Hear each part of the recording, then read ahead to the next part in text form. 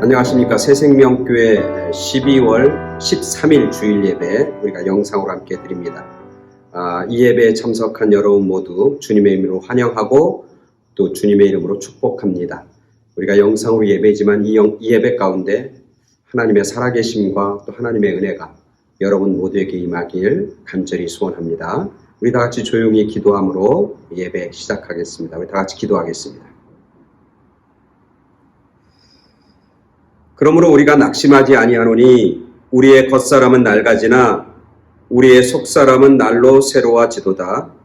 우리가 잠시 받는 환난에 경한 것이 지극히 크고 영원한 영광에 중한 것을 우리에게 이루게 함이니 우리가 주목하는 것은 보이는 것이 아니요 보이지 않는 것이니 보이는 것은 잠깐이요 보이지 않는 것은 영원함이라. 아멘. 우리 다 같이 찬송가 289장 주 예수 내 맘에 들어와 우리 함께 찬송하겠습니다.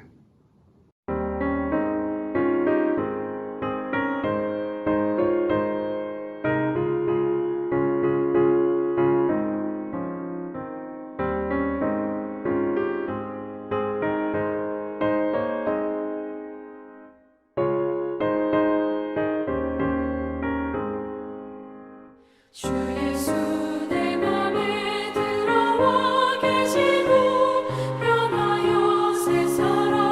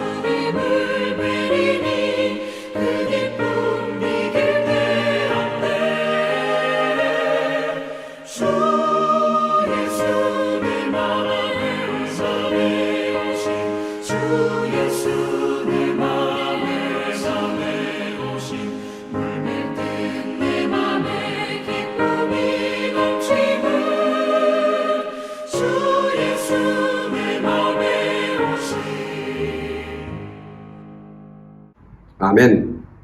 우리 다 같이 기도하겠습니다. 사랑의 하나님, 부족하고 연약한 저희들을 사랑하시되 끝까지 사랑하시는 주님 감사를 드립니다. 저희들의 삶의 모습이 하나님 보시기에 얼마나 부끄럽고 얼마나 죄송한지 모릅니다. 우리가 하나님을 믿는다고 그러지만 하나님의 말씀보다는 내 생각에 치우쳐서 살아온 때가 얼마나 많이 있었고, 하나님만을 바라보면서 소망 가운데 살기보다는 나 자신과 사람들을 보며 한숨 쉬며 절망하며 살았던 것이 우리들의 삶이었음을 이 시간 주님 앞에 고백합니다.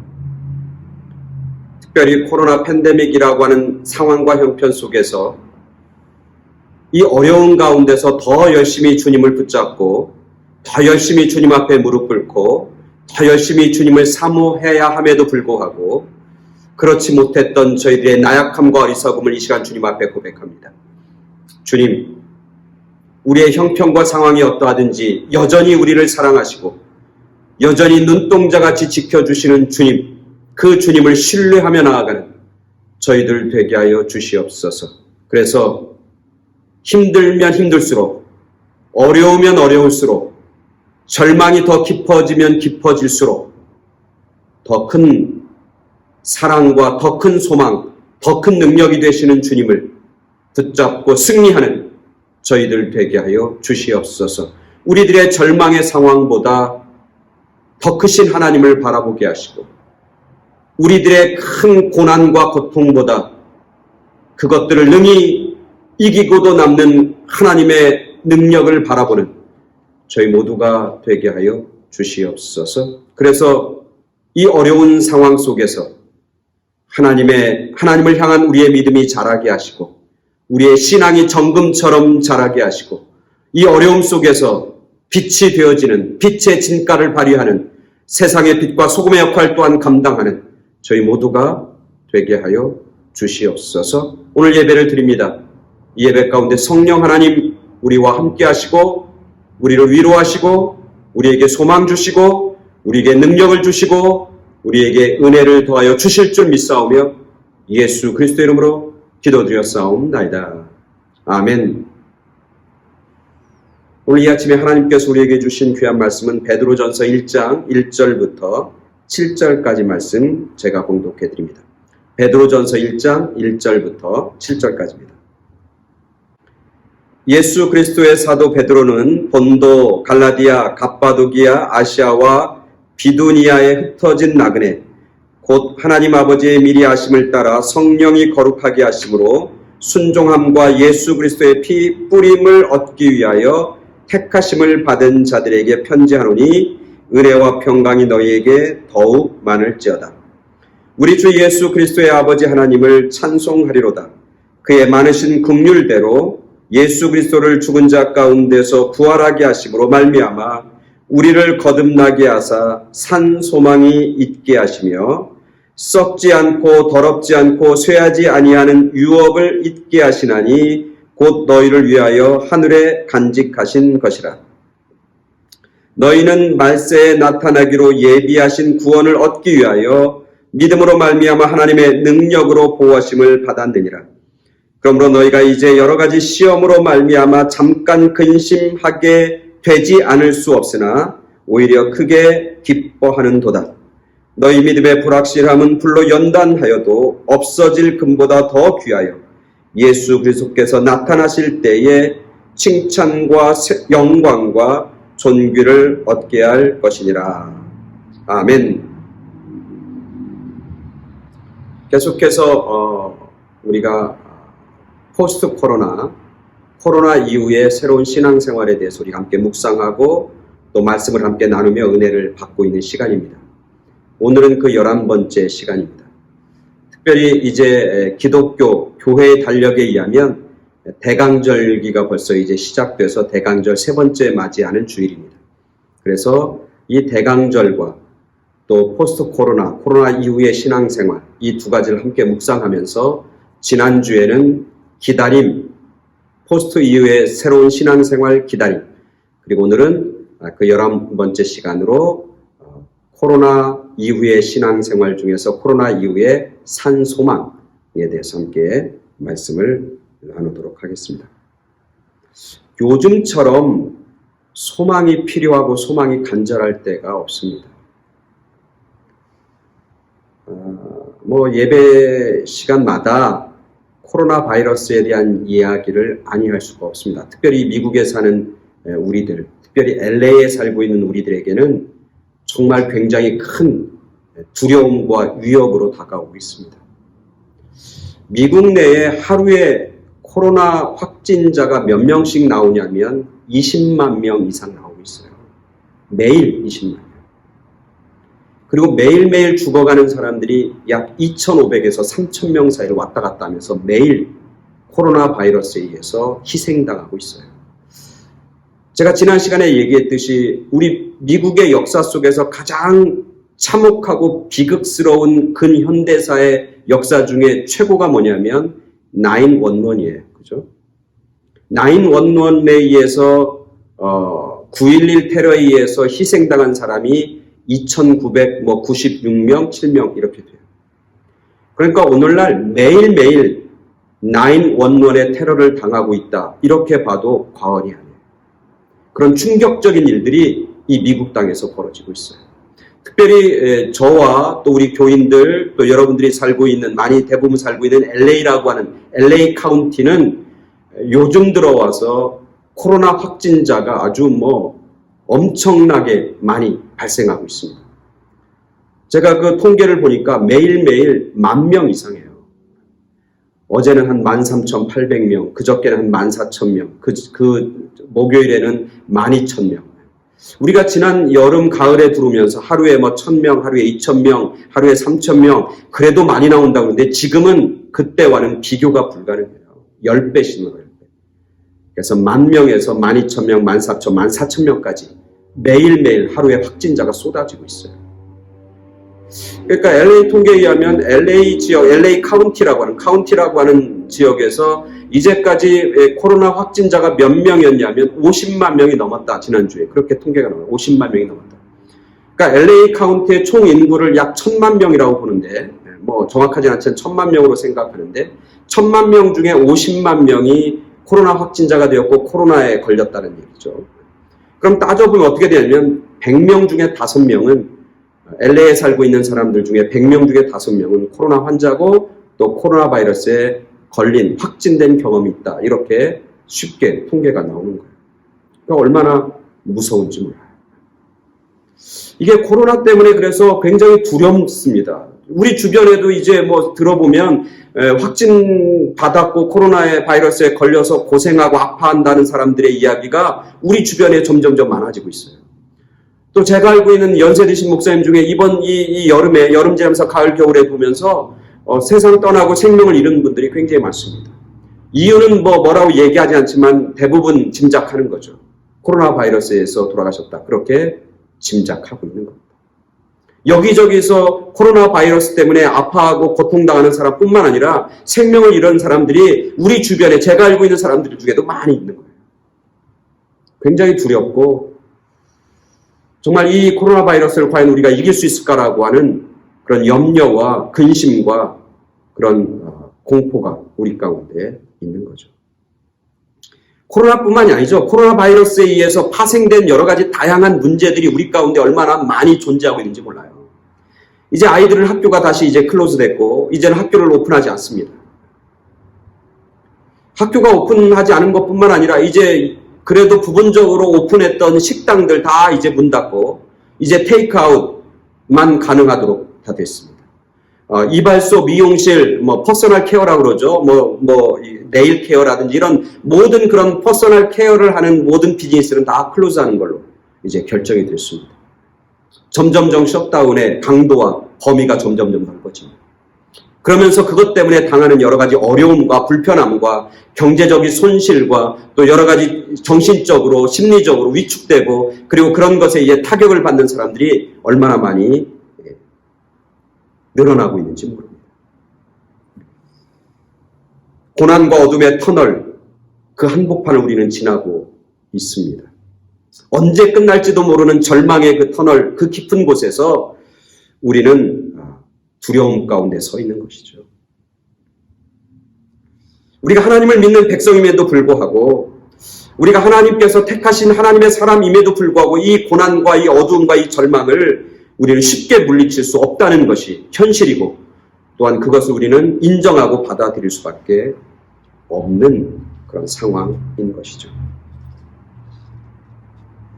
바로 그런 우리들에게 오늘 우리가 읽은 말씀 베드로전서 1장 1절부터 7절까지는 그런 우리들에게 주시는 하나님의 메시지입니다.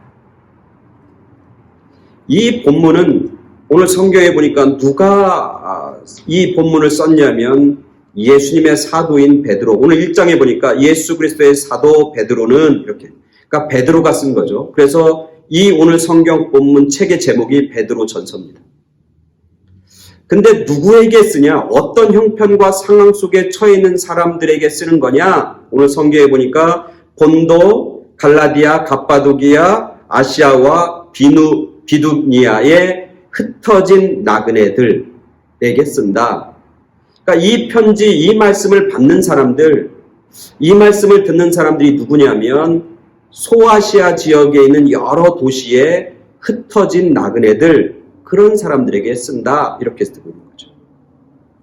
그러니까 이 말씀을 듣는 사람, 이 말씀이 필요한 사람이 누구냐면 흩어진 사람들이라는 거예요. 흩어진 나그네들. 흩어졌다라고 하는 것은 뭐냐면 원문에 디아스포라라고 합니다. 디아스포라. 디아스포라는 뿌려졌다, 흩어졌다, 작은 씨앗으로 흩어졌다라고 하는 의미를 가지고 있어요. 그러니까 뿔뿔이 흩어지고 헤어진 사람들, 그런 사람들이 디아스포라, 흩어진 나그네, 이렇게 성경을 쓰고 있는 거죠. 구약에서 디아스포라, 흩어진 사람들이라고 하는 말을 쓴 그런 배경이 있는 거죠. 그죠? 흩어진 디아스포라라고 하는 말이 사용된 구약의 성경의 예를 들어보면 이스라엘 백성들, 하나님의 백성들이 성전을 중심으로 예루살렘에 살다가 이제 아수르와 바벨론에 의해서 나라가 망하게 되고, 나라가 망해서 이제 그 지역으로 다 흩어지고 뿔뿔이 헤어질 수밖에 없었던 사람들, 그 사람들의 삶을 뭐라고 하냐면 디아스포라의 삶, 그렇게 이야기하는 거죠.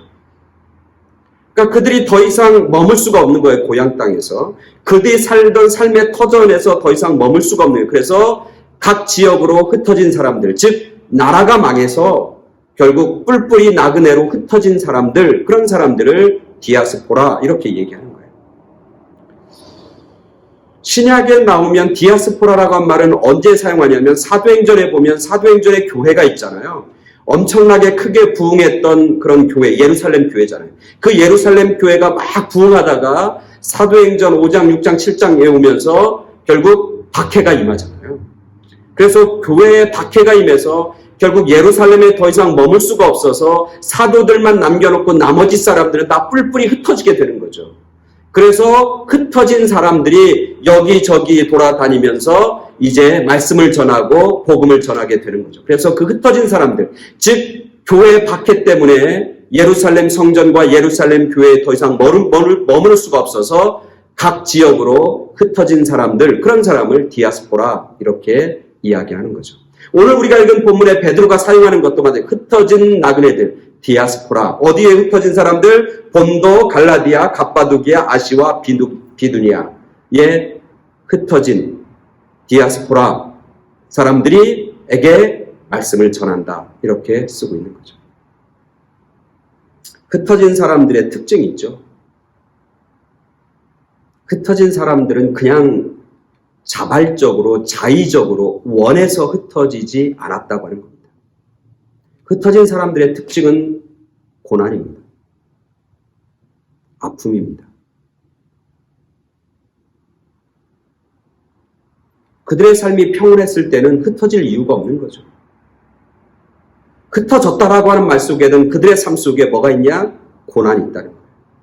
아픔이 있다는 거예요. 눈물이 있다는 거예요. 가슴 치는 통곡이 있다는 거예요. 고향에 살지 못할 수밖에 없는 이유가 있는 거죠. 떠날 수밖에 없는 이유가 있는 거예요.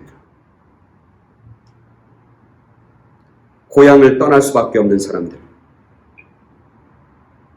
고향을 잃어버린 사람들, 사랑하는 사람을 잃어버린 사람들, 자기들의 삶의 터전을 빼앗긴 사람들, 자기들이 가지고 있던 믿음의 뿌리를 결국 잃어버린 사람들, 자기들의 신앙의 근거, 믿음의 공동체를 잃어버린 사람들, 자기들이 바랬던 소망과 기대가 철저하게 무너진 사람들, 그런 사람들을 한마디로 뭐라고 하냐면 디아스포라, 흩어진 나그네들, 그렇게 명명하고 있는 것이죠.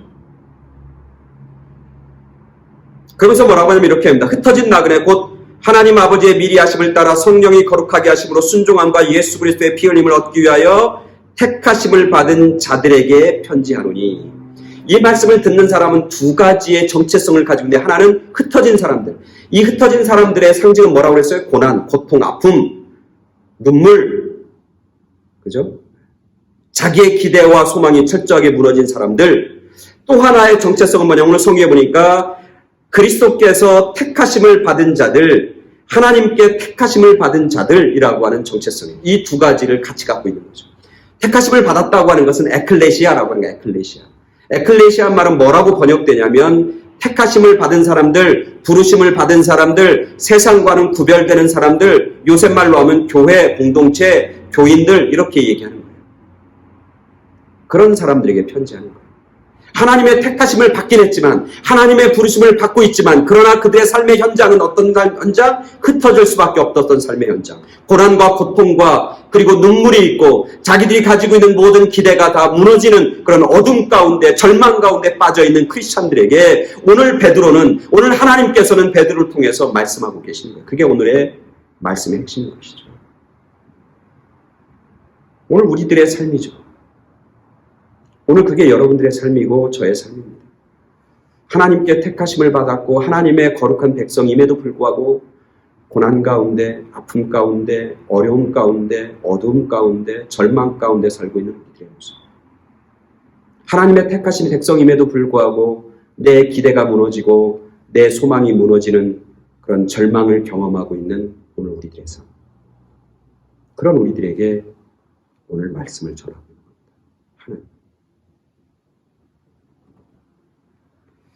또한 오늘 우리가 읽은 이 베드로전서 후서는 이 성경이 쓰여진 배경을 보면 그들의 아픔이 얼마나 크고 그들이 얼마나 절망적 상황에 갇혀 있는지를 우리는 쉽게 발견할 수 있어요. 베드로전서와 베드로후서는 AD 64년경에 쓰여졌다, 이렇게 성경학자들은 예측합니다. AD 64년은 로마 황제가 누구가 로마를 다스리고 그 지역 로마의 식민지를 다스릴 때냐면 우리가 잘 아는 것처럼 네로라고 하는 황제가 로마를 다스릴 때예요. 이 네로라고 하는 황제는 가장 악독하고 그리고 표악한 그런 황제 중에 한 명이라고 알려져 있잖아요. 그리고 이 네로 황제가 로마를 다스릴 때 우리가 잘 아는 것처럼 큰 역사적 사건이 하나 벌어지잖아요, 로마에. 그게 로마 대화재잖아요. 그래서 로마라고 하는 시에 막 화재로 절반 이상이 다 타버리는, 옛날 로마의 구시가지가 완전히 불바다로 만들어지는 그런 사건이 터진다. 그게 64년도예요. AD 64년. 그런 어떤 그 재앙이 닥치고 그런 큰 어려움이 닥치고 국가적으로 큰 재난이 닥치면 백성들은 다 누구를 손가락질하고 누구를 원망합니까? 지도자를 원망하죠. 네로 황제를 원망할 수밖에 없는 거예요. 나라를 잘못 다스려서 그렇다고, 지도자가 잘못 뽑혀서 그렇다고 막 그렇게 원망하죠. 그러니까 이 네로 황제와 거기 있는 대신들이 이 로마 대화재의 요인과 원인을 누구한테 덮어씌우냐면 그 당시 로마 황제, 로마의 어떤 정통성과 대치되고 있고 반대하고 있는 기독교 세력에게 그 원인을 돌리는 겁니다. 덮어씌우는 겁니다. 그래서 기독교인들이 로마 대화재를 일으켰다고, 그 화재를 일으킨 주범이 바로 기독교인이라고 그렇게 몰아가기 시작합니다. 그것에 의해서 기독교의 박해가 시작이 되기 시작하는 거예요. 가장 강력하고 박해의 가장 절정, 가장 강력한 힘이 처음 시작된 데가 바로 그때인데, 그때 신앙생활하고 있는 사람들이 어디냐면 오늘 우리가 읽은 본문에 나오는 사람들, 그때 신앙생활하는 사람들. 그 박해는 언제 끝나냐면 313년 기독교가 로마의 국교로 인정하는 그때까지 약 250년 동안, 250에서 300년 동안 기독교의 끊임없는 박해가 이루어지는 거예요. 그 박해의 한복판에서, 그래서 우리가 잘 아는 양이나 염소의 탈을 쓰고 이제 원형 경기장에 들여보내고, 그래서 굶주린 사자들과 맹수들이 달려들어서 그들의 밥이 되는 그런 비극적인 역사, 그게 여기서부터 시작되는 거예요. 여러분, 영화 코어바디스라고 하는 영화에 그런 비극적인 장면이 나오는데, 그게 언제냐? 바로 이때예요. 64년. 지금 오늘 이 말씀을 듣고 있는 사람들이 신앙생활하고 믿음생활하는 그 당시 형편과 성이 그런 거예요. 수많이 죽어가고 수많은 사람들이 목숨을 잃어가고 희생당하는 그 절박함과 절망과 어두움 속에서 오늘 베드로는 말씀을 전하는 겁니다. 하나님의 말씀을 대신해서 전하는 거죠. 그래서 우리가 잘 아는 것처럼 사도 요한은 뭐야? 사랑의 사도다. 바울은 믿음에 관해서 얘기했다. 믿음의 사도다. 베드로는 별명이죠. 무슨 사도예요? 소망의 사도입니다. 소망의 사도. 그래서 그런 어려움과 절망 가운데 살아가는 하나님의 백성들인 그 당시 사람들, 그리고 오늘 우리 절망적인 상황 속에 있는 우리들에게 오늘 하나님은 말씀하시면서 오늘 우리가 읽은 본문의 마지막 결론에 보면 이렇습니다. 1장 6절 7절에 보니까 이럽니다. 그러므로 결론입니다. 너희가 이제 여러 가지 시험을 당하고 환난을 당하는데 잠깐 근심하게 되지 않을 수 없으나, 잠깐 근심한다는 것, 잠깐 근심할 수 있고 잠깐 어려움을 당하고 잠깐 환난을 당할 수밖에 없지만 오히려 크게 기뻐하는도다. 오히려 더욱 기뻐해야 한다. 그러면서 너희의 믿음의 확실함을 가지고 이렇게 나아가면 결국 예수 그리스도께서 나타나실 때 칭찬받고 영광을 얻게 되고 존귀함을 얻게 될 것이다. 그렇게 결론을 맺고 있는 거예요. 진짜 답답하고 어두움 가운데 생명을 잃는 목숨을 걸고 하루하루 살아갈 수밖에 없는 사람들에게 오늘 하나님은 베드로를 통해서 말씀하시는 게 뭐냐면, 지금 당하는 환난, 어려움이 있다. 그러나 너희는 기뻐하라. 기뻐해야 된다. 말씀하고 있는 거죠. 네가 지금 어렵고 절망과 어두움 가운데 있는데, 죽을 것 같은 고통 가운데 있는데도 하나님은 뭐라고 하냐면, 이제 조금 있으면 너희가 칭찬받고 영광을 얻고 존귀함을 받게 될 것이다. 그렇게 말씀하는 거예요. 이게 어떻게 가능한가요? 어려움 속에서 기뻐하고 싶지 않은 사람이 어디 있겠어요? 이 고통과 어려움 속에서 장차 하나님 앞에 내가 칭찬받고 존귀함을 받고 영광을 받을 것을 원하지 않는 사람이 어디 있겠어요? 다 원하죠. 다 원하고 그걸 기대하고 그것을 소망하죠. 근데 그것이 내 삶 속에서 현실이 되기는 정말 어렵잖아요. 진짜 기뻐할 수 있을까? 앞으로 올 영광을 바라보면서, 오늘 제가 아까 묵상할 때 읽었지만 지금 너희가 당하는 그런 고난에 경한 것은, 고난과 아픔의 환난에 가벼운 것은 앞으로 임할 하나님의 영광에 크고 중하고 무거운 것에 비하면 아무것도 없다라고 하는 그런 말씀이 과연 우리의 삶 속에서 그걸 믿고 고난과 고통과 절망에서 기뻐하며 감사하며 영광 가운데 찬송하며 살아갈 수 있을까? 그러고 싶지만 그렇게 안 되잖아요. 머리는 알지만 우리의 삶 속에서, 우리의 가슴 속에서는 와닿지 않잖아요. 그러고 싶지 않은 사람이 어디 있겠어요? 그런데 과연 그게 가능한가? 그게 어떻게 가능한가? 오늘 베드로는 하나님의 말씀을 전하면서 그게 가능하다는 거예요. 그럴 수 있다는 거예요. 진짜 절망 가운데서 찬송할 수 있고 기뻐할 수 있다는 거예요.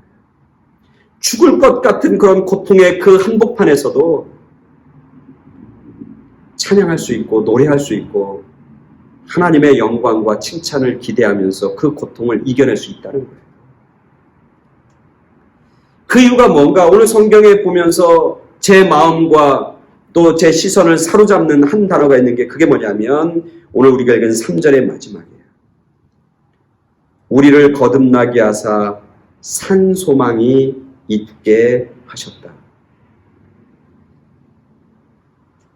우리에게 산 소망을 허락해 주셨다는 거예요. 그 산 소망이 우리 가운데 있으면 기뻐할 수 있다는 거예요. 산 소망만 있으면 우리는 살아갈 수 있다는 거예요. 노래할 수 있다는 거예요. 찬송할 수 있다는 거예요. 기뻐할 수 있다는 거예요. 산 소망. 원래 소망은 고통 속에서 자라게 되어 있습니다. 그리고 그 소망이 역설적으로 고통을 이기게 되는 것이죠. Give me tomorrow. 나에게 내일을 주소서. 여러분은 어디선가 들어봤을 이야기일 거예요. Give me tomorrow. 나에게 내일을 주소서. 이 이야기는 그 기자들의 가장 영광스러운 상인 플리처상을 받았던 히긴스라고 하는 기자가 쓴 그 내용에 나오는 얘기예요. 그 히긴스라고 하는 플리처상을 받은 그 히긴스라고 하는 기자는 한국 전쟁을 찍고 취재함을 통해서 플리처상을 받았어요. 근데 이분이 이제 자기의 경험을 쓴 이야기에 나오는 이야기예요. 1951년 겨울이죠. 그때는 언제냐면 이제 미국 연합군이 한국에 파견돼서 인천 상륙작전을 이제 성공적으로 마치고 이제 북쪽으로 진격해서 이제 거의 다 이제 통일을 이룰 거다, 이제 전쟁을 끝날 것이다, 그런 기대를 가지고 막 북쪽으로 진격하다가 이제 중국군들이 개입하면서 중국군들의 인해 전술에 의해서 이제 연합군들과 미군들과 한국군이 밀리기 시작하고 후퇴하기 시작하는 때가 1951년 겨울입니다. 일사후퇴. 그 후퇴 때 이제 미군들 해병대가 이제 공격하다가 막 후퇴하기 시작합니다. 후퇴하면서 막 수많은 인명들이 막 죽어갑니다. 먹을 것도 점점점 떨어집니다. 후퇴하면서 아주 절망합니다. 그 전에 다 잡을 것 같고 다 끝날 것 같고 승리할 것 같은 그런 모든 자기들의 기대와 소망이 다 무너지고, 그리고 이제 후퇴하면서 처절한 고통과 아픔을 경험하는 거죠. 자기의 생명이 과연 살아남을 수 있을까라고 하는 두려움 가운데 빠지죠. 먹을 것이 없어서 아주 얼어붙은 통조림 까서 그 콩 씹어 먹고 하루하루 버티는 그런 병사들. 그래서 미 해병대가 막 후퇴하면서 이제 진지를 구축하고 바위 틈에 벌벌벌 떨면서, 추위에 벌벌벌 떨면서 얼어붙은 음식을 먹고 있는 그 병사에게 이 히기스라고 하는 기자가 취재하기 시작합니다. 그러면서 그 병사에게 묻습니다. 만약 내가 하나님이라면 당신은 나에게 뭘 원하겠습니까? 당신의 소원이 무엇입니까? 그렇게 질문을 던집니다. 그 질문에 대해서 그 병사는 단 한마디 하는 겁니다. Give me tomorrow. 내일을 나에게 주소서. Give me tomorrow. 내일을 달라는 얘기는 다른 얘기로 하면 뭐예요? 나에게 뭘 달라? 소망을 달라는 거예요. 소망을 달라. 내가 소망이 있으면 이 추위를 견딜 수 있습니다. 나에게 소망이 있으면 내가 지금 이 굶주림을 참을 수 있습니다. 이 소망이 있으면 이 죽어가는 이 공포와 두려움 가운데서도 나는 이길 수 있고 버틸 수 있습니다. 그 한마디로 Give me tomorrow. 나에게 내일을 달라고 이야기했던 것이죠. 그렇습니다. 소망은 우리를 그 고통과 절망과 어둠에서부터, 그 죽음의 상황에서부터 우리를 살리게 하는 힘, 능력, 그게 바로 소망인 것이죠. 그래서 돈이나 명예나 우리가 가지고 있는 것들, 그런 것들을 통해서 우리가 내일을 살아갈 수 있는 게 아니고, 그런 것들이 우리의 삶의 소망이 되는 게 아니라 정말 산 소망, 살아있는 소망, 그것이 우리에게 있어야 된다고 하는 거죠. 그 소망이 있을 때 우리는 이 고통과 절망과 어둠을 이길 수 있는 거죠. 돈이 많다고 이기는 게 아니에요. 높은 자리에 있다고 이기는 게 아니고, 명예가 있다고 이기는 게 아니라 소망이 있어야 이기는 겁니다. 근데 오늘 성경 말씀해 보니까 재밌어요. 소망이라고 하지 않고 이 베드로는 뭐라고 하냐면 산 소망이다. 그렇게 얘기해요. 산 소망. A living hope. A living hope. 살아있는 소망. 그렇게 얘기하는 거죠. 참 재밌어요. 소망이라고 하지 않고 왜 산 소망으로 했을까? 그렇다면 죽은 소망도 있다는 말인가? 죽은 소망도 있어요. 죽은 소망도 있는 거예요.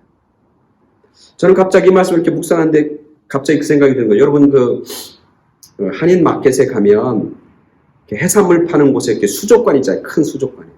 거기에 보면 살아있는 그 물고기들 있잖아요. 살아있는 생선들 있잖아요. 그 물고기는 살아있는 겁니까? 죽은 겁니까? 살아있는 것 같은데 실상은 살아있는 게 아니에요. 죽은 거예요. 그죠? 그 물고기는 스스로 생각할 수 있을 거예요. 난 살아있다고. 왜? 수염치니까, 헤엄하니까. 난 살아있으니까. 그리고 난 먹는 걸 먹으니까 물도 먹고 먹이도 주니까 먹이도 먹고. 그러니까 난 살아있다고 생각하는데 사실은 그게 살아있는 겁니까? 아니에요. 죽은 거예요. 우리가 어떤 소망을 가지고 있는데 그 소망이 살아있는지 죽어있는지를 우리가 분별해야 되는 거예요. 소망이 있는 것 같은데 그것은 소망이 아니고 죽은 소망이에요. 그런 소망이 있다는 거예요. 우리에게. 그래서 베드로는 뭐라고 하냐면 산소망이라고 얘기하는 거예요. 사실 베드로의 삶을 보면 자기가 예전에 가지고 있던 소망이 있었어요. 그 소망은 사실은 지금에 보니까 뭐예요? 예전에 가지고 있던, 옛날에 가지고 있던 자기의 소망은 죽은 소망인 거예요. 베드로는 소망이 있었어요. 그죠? 예수님을 따라오면서 소망이 있었어요. 무슨 소망? 예수님을 통해서 새 나라가 이루어질 거라는 소망이 있었어요. 예수님을 통해서 내가 뭔가 이 나라에서 어떤 큰 권력을 잡을 거라는 소망이 있었어요. 예수님이 메시아가 되어서 이제 우리나라 이스라엘을 이제 로마의 폭압과 폭정으로부터 벗어나게 하고 해방시킬 거라고 하는, 새 나라를 이룰 거라고 하는 그런 소망이 있었어요. 인간적이고 세상적인 소망이 있었어요. 그래서 베드로는 열심히 소망을 가지고 주님을 따랐어요. 그래서 예수님이 내가 죽을 거다, 내가 십자가에 적어서 내가 죽을 거다라고 하니까 자기의 소망이 무너지는 거예요. 그러니까 예수님을 붙잡고 간청하면서 주님, 그러면 안 됩니다. 주님이 돌아가시면 내가 가지고 있는 소망이 무너지지 않습니까? 그러면서 주님을, 고난과 고통과 십자가를 지겠다는 주님을 만류하는 그런 베드로의 모습을 보게 됩니다. 그러면서 예수님이 정말 십자가에 달려 돌아가시고 나니까 베드로는 어떻게 해요? 자기가 가지고 있던 모든 소망이 다 없어지는 거예요. 깨닫는 거죠. 자기가 가졌던 소망은 죽은 소망이에요. 이루어질 수 없는 소망이죠. 물과 품처럼 사라지는 소망이에요. 그러니까 예수님이 죽고 십자가에 달려 죽고 난 이후에 베드로는 소망이 없어지는 거예요. 자기가 가졌던 것은 산 소망이 아니라 죽어있는 소망이에요. 근데 그거 붙잡고 있었던 거예요. 그게 사라지고 절망과 깊은 죄책감과 깊은 실망감과 어둠 가운데 내려갔던 베드로가 부활한 주님을 만나잖아요. 부활한 주님을 만나고 성령의 강림을 체험하고 성령의 역사와 성령의 은혜를 체험하고 나서 베드로는 새로운 소망이 생긴 거예요. 그 소망을 뭐라고 베드로는 부르는 거냐면 산 소망이다. 과거에 내가 인간적으로 가지고 있던 소망은 죽은 소망이고, 예수 그리스도의 죽으심과 부활을 통해서 나에게 온 소망, 성령의 역사를 통해서 나에게 임한 사랑, 하나님의 뜻을 깨닫고 분별하고 나서 나에게 생긴 소망, 그 소망은 옛날에 가지고 있던 소망과는 구별되는 산 소망이다. 그렇게 쓰고 있는 겁니다. 그래서 오늘 본문이 얘기하잖아요. 뭐라고 해요? 하나님 아버지가 주신 소망이 산 소망이라는 거예요. 하나님이 아버지가 주신 소망이 산 소망인 거예요. 세상이 주는 소망이 산 소망이 아니고, 내가 내 나름대로 가지고 있고 품고 있는 소망이 산 소망이 아니고, 하나님이 주신 소망이 산 소망이에요. 그래서 오늘 3절에 하나님 아버지 하나님을 찬송하다 그가 많은 긍휼대로 예수 그리스도를 죽은 자 가운데서 부활하게 하심으로 말미암아 우리를 거듭나게 하셔서 산 소망을 잊게 하셨다. 예수 그리스도를 십자가에 달려 돌아가시게 하고 그분을 부활하시고 나셔서 그 예수 그리스도를 믿고 따라가는 사람들에게 하나님께서 주신 소망, 그 소망이 산 소망이라는 거야. 산 소망의 근원은 어디야? 하나님이라는 거야.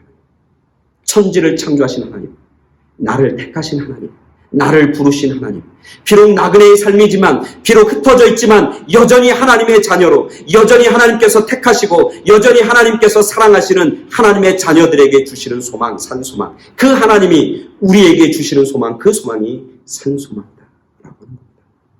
그리고 그 하나님은 산 소망을 가진 우리들을 어떻게 하셔요? 4절에 보니까 뭐라고 그래요? 이것은 산 소망은 썩어지는 것이 아니다, 없어지는 것이 아니다, 더러워지는 것도 아니다, 쇠하지 않는 유업을 잊게 하시려고 곧 너희가 하늘에 간직하신 것이라. 그러면서 뭐냐면 너희는 말세에 나타나고 예비하신 구원을 얻기 위하여 믿음으로 말미암아 하나님의 능력으로 보호하심을 받았느니라. 하나님의 산 소망을 하나님이 우리에게 주시는 거예요. 하나님을 믿는 믿음을 가지고 얻게 되는 소망이 산 소망이라는 거예요. 그리고 그 산 소망의 근원은 하나님이시라는 거예요. 근데 그 하나님이 뭐 하셔? 우리들을 뭐야? 그 산 소망을 갖게 하시려고 우리를 뭐야? 지켜주시고 보호하여 주신다. 하나님의 능력으로 보호하심을 받는, 뭘 보호받는 거예요? 산 소망이 보호가 되는 거예요. 산 소망을 가진 사람들을 보호하시는 거예요. 소망을 주신 분도 하나님이시고 그 소망을 유지하고 간직하게 하시는 분도 하나님이시고 하나님의 때에 그 소망을 이루게 하시는 분도 하나님이라고 하는 사실을 오늘 말씀합니다. 그래서 살아있는 소망이에요. 가능한 소망인 거예요. 리빙 호프. 이미 지나간 소망, 이미 쇠한 소망, 이미 없어진 소망, 이미 내가 바라던 무너진 절망이 아니라 여전히 살아있는 거예요. 왜? 하나님이 살아계시니까. 하나님이 주신 거니까. 여전히 힘이 있는 거예요. 왜? 하나님의 능력이 함께하니까.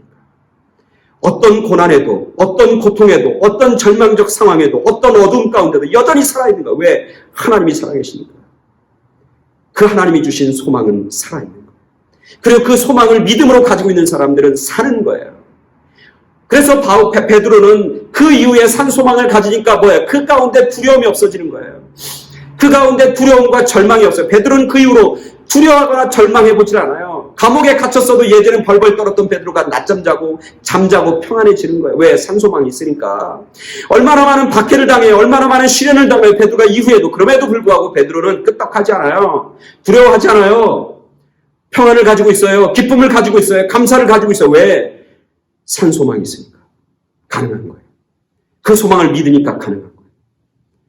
바울도 그래서 고백하는 겁니다. 로마서에 보면 고백하잖아요. 뭐예요? 우리가 지금 받는 환난은 앞으로 장차 하나님이 우리에게 주신 영광에 비하면 좋게 비교할 수도 없도다. 바울의 고백. 바울도 여전히 산 소망을 가지고 산 사람이에요. 그래서 환난 가운데서도 그는 기뻐하며 환난 가운데서 감사하며 환난과 절망과 어두움 가운데서도 늘 하나님을 바라보면서 하나님께 찬송하는 삶을 살은 거예요. 마지막 죽는 순간까지. 왜? 그에겐 산 소망이 있어서 그래요. 그 산 소망을 믿는 믿음이 있었기 때문에 가는 거예요. 산 소망이 있으면 기뻐할 수 있는 겁니다. 찬송할 수 있는 겁니다. 그리고 그 산소망을 가지고 살아가는 사람들에게 하나님께서 뭐라고 그래요? 칭찬해 주시고 하나님의 영광에 참여하게 하고 존귀함을 얻게 되고 하나님께서 그 이름을 높이 드시고 높이 사용하신다. 그렇게 약속하시고 축복해 주시는 것이죠. 우리는 그런 사람입니다.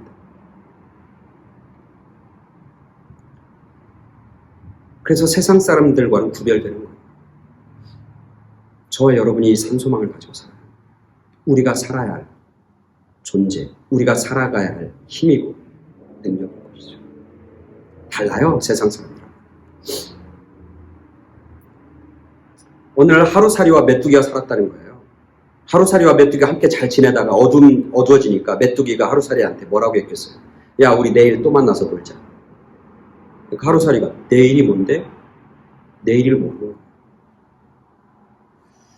내일 이 어두운 밤이 다 지나고 밝은 해가 떠오르면 그게 내일이야. 하루살이는 이해하지 못하는 거죠.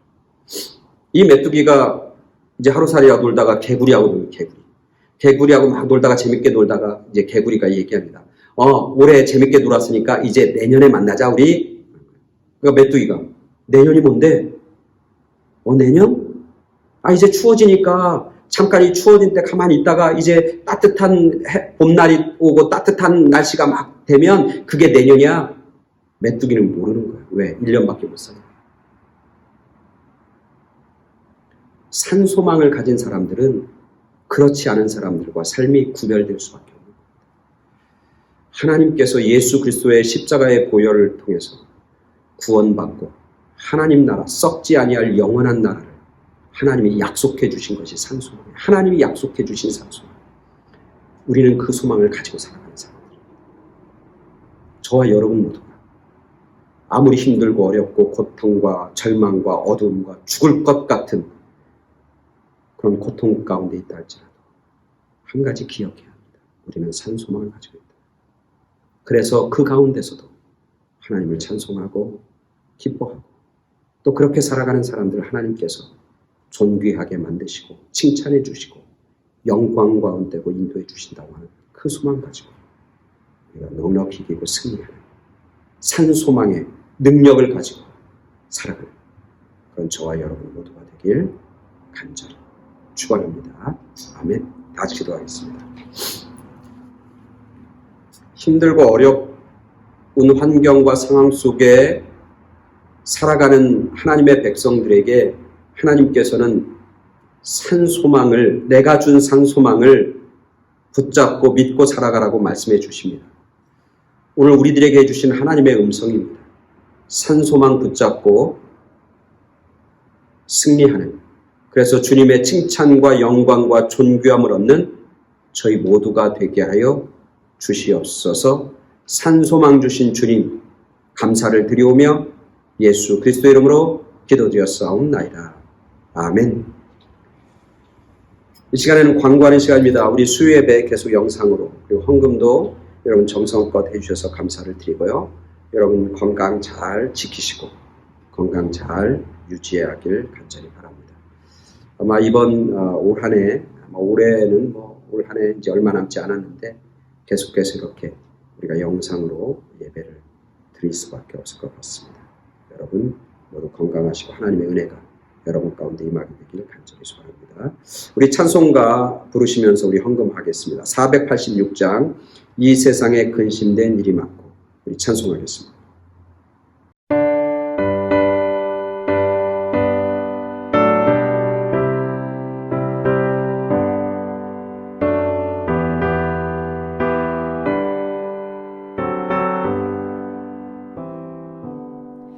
이 세상에 근심된 일이 많고 참 평안을 몰랐구나. 내 주 예수 나로라 부르시니 곧 평안히 쉬리로다. 주 예수의 구원의 은혜로다. 참 기쁘고 즐겁구나. 그 은혜를 영원히 누리겠네. 곧 평안히 쉬리로다. 이 세상에 곤고한 일이 많고 참 쉬는 날 없었구나. 내 주 예수 날 사랑하시오니 곧 평안히 쉬리로다. 주 예수의 구원의 은혜로다. 참 기쁘고 즐겁구나. 그 은혜를 영원히 누리겠네. 곧 평안히 쉬리로다.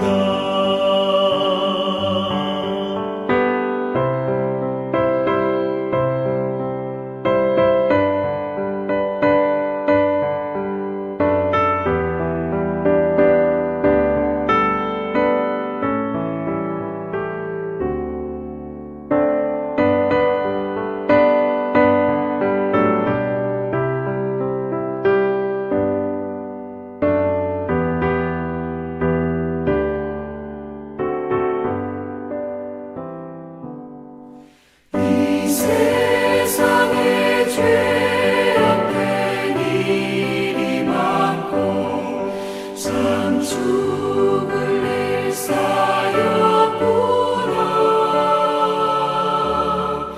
내 주 예수 날 건져 주시오니